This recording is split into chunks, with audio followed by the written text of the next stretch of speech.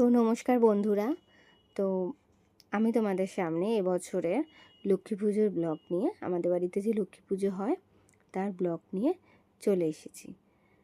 তো আমি তো চান ঠান করে সকালবেলায় পুজোর কাজ করার জন্য একদম রেডি।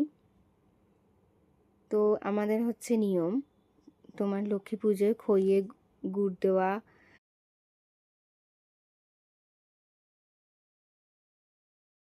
যে ওটা সবার ঘরেই হয়। এবার তো খইয়ে গুড় দিতে হবে।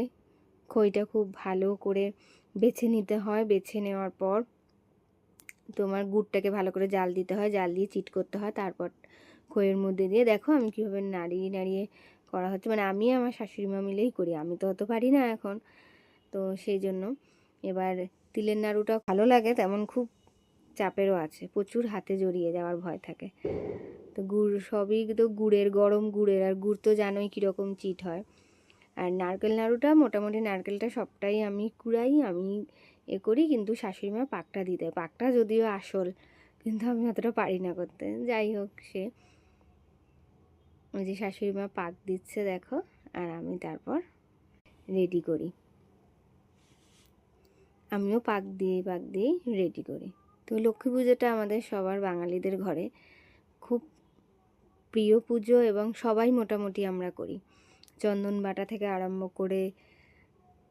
আর তারপর তো ঠাকুরকে ভোগ দেওয়া হয় ময়দা দিয়ে, তোমার লুচি করি আমরা, লুচি সুজি, আর তারা ধরো আমি করি ওটা খিচুড়ি আর আলুর দম।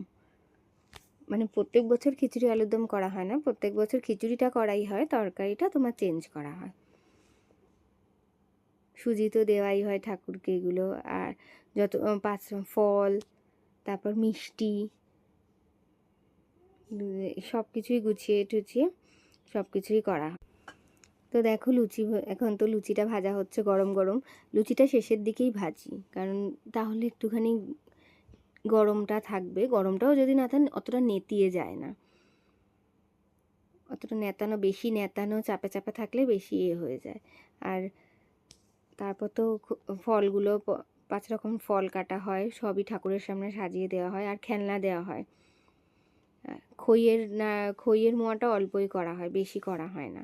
আর ঠাকুর মশাই পুজো করতে চলে এসছে, পুজো টুজো হচ্ছে এখন, তারপরেই আমি উপরে যাব করতে খিচুড়ি আর আলুর দমটা। যাই হোক, কেমন লাগলো জানিও, অবশ্যই কিন্তু জানাবে সবাই তোমরা।